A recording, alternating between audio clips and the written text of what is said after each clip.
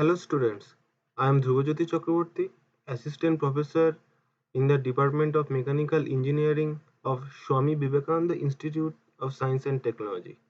Today in this lecture video, I will discuss about the 3D printing technology which you have in your subject Advanced Manufacturing Technology with paper code ME702. This video lecture is the part 1 of the 3D printing technology, and I will uh, do more video on 3D printing technology in the upcoming days.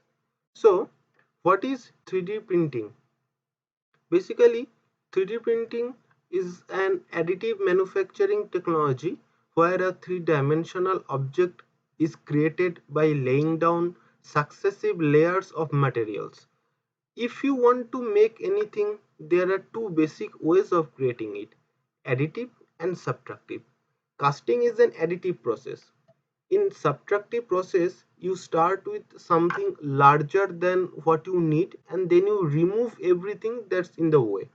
Example: woodworking, lathe, CNC milling, laser cutting, where you shave away at your material stock until only your finished part is left.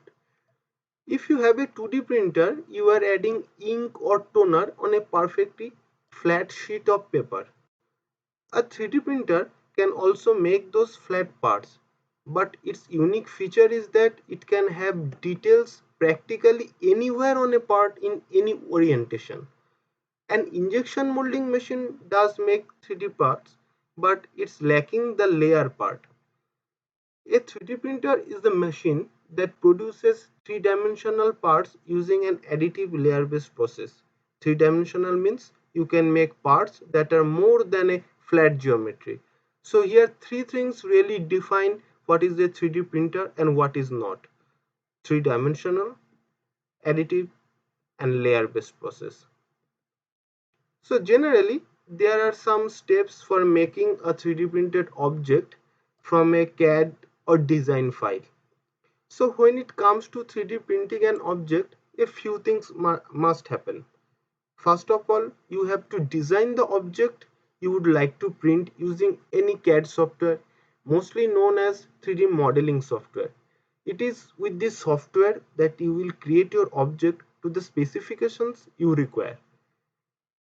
Then this CAD model has to be converted into .stl file, and that STL file is then have to be converted into a G-code file through a help of a slicing software, because a 3D printer doesn't understand .stl file, it only understands the G-code, and then that G-code file is then processed by a 3D printer to make a 3D object. So now what is a slicing?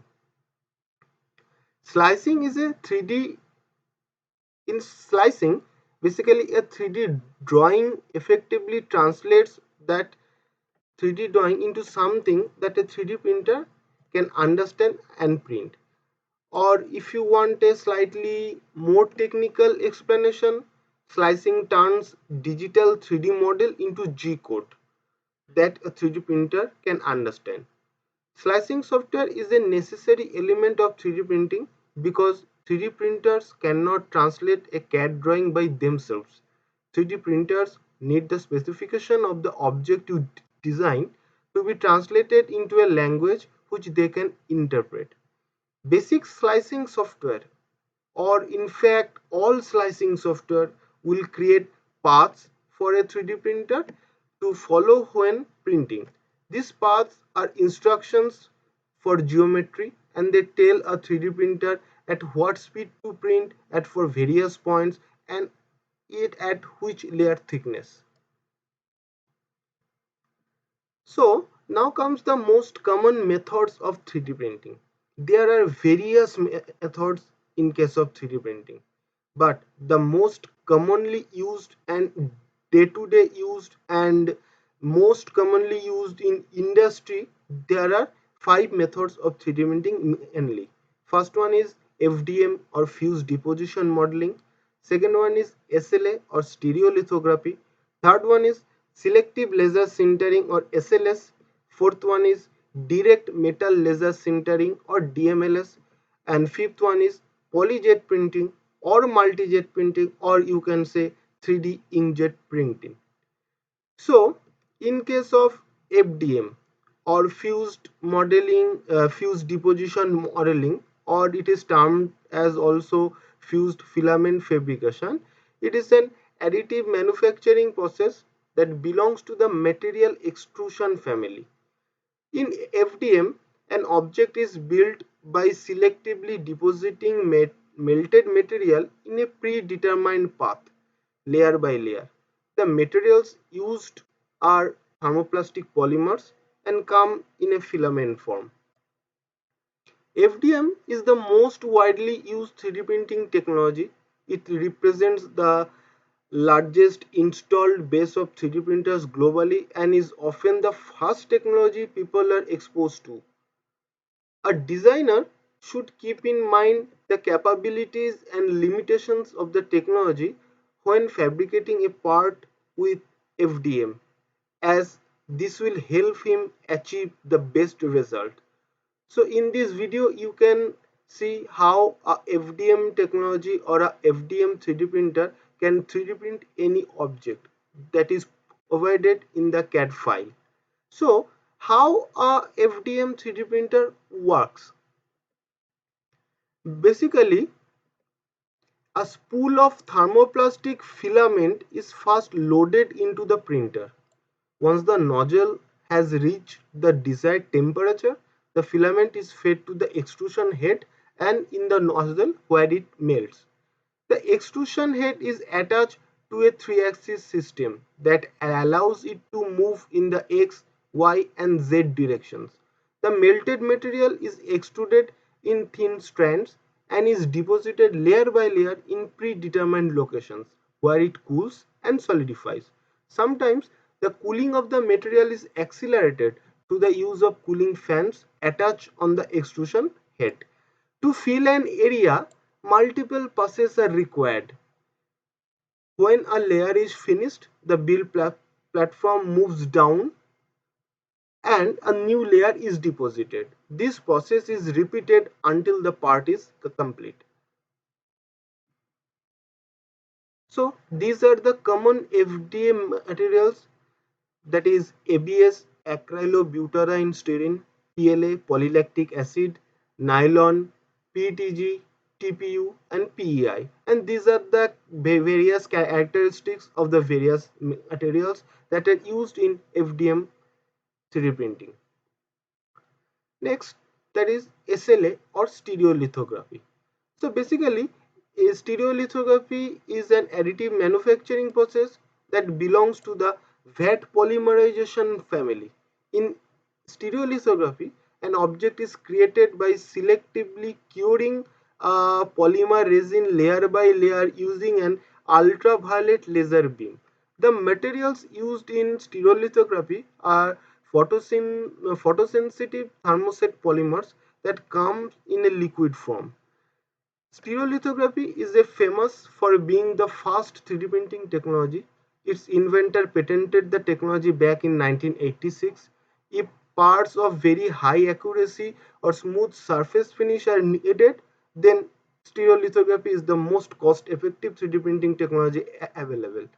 Best results are achieved when designer takes advantage of the benefits and limitation of the manufacturing process.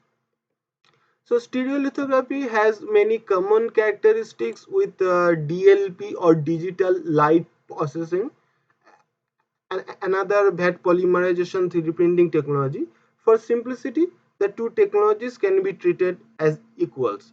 So how a stereolithography 3D printer works?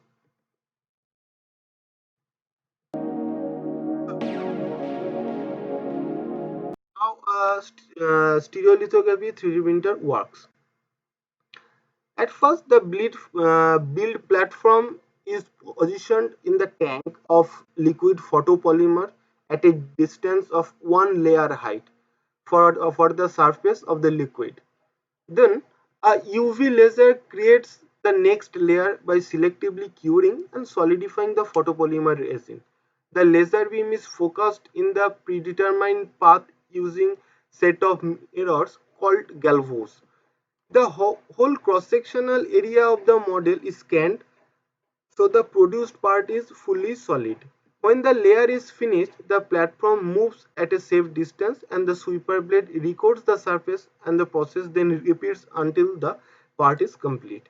After printing, the part is in a green format, not fully cured state, and requires further post-processing under UV light if very high mechanical and thermal properties are required. The liquid resin is solidified through a process called photopolymerization. During solidification, the monomer carbon chains that compose the liquid resin are activated by the light of the UV laser and become solid, creating strong, unbreakable bonds between each other. The photopolymerization process is irreversible, and there is no way to convert the SLA parts back to their liquid form. When heated, they will burn instead of melting. This is because the materials that are produced with SLA are made of thermoset polymers as opposed to the thermoplastic that FDM uses. So these are the most common SLA materials that we use in our day-to-day usage. The standard resin, clear resin, castable resin, durable resin, high temperature resin, dental resin, and these are the characteristics of the materials that are used in SLA printing.